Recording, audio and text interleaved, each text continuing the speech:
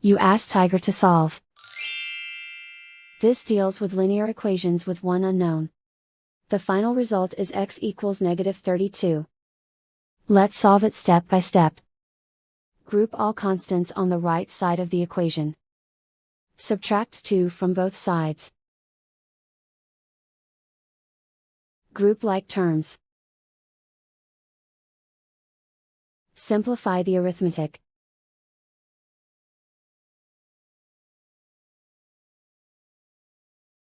Isolate the x. Multiply both sides by inverse fraction 8 over -3.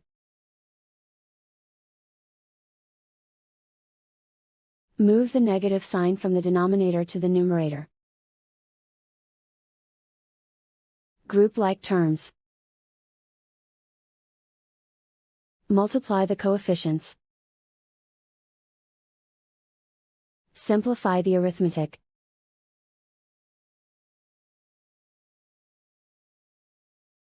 Move the negative sign from the denominator to the numerator. Multiply the fractions. Simplify the arithmetic. And so the final result is x equals -32.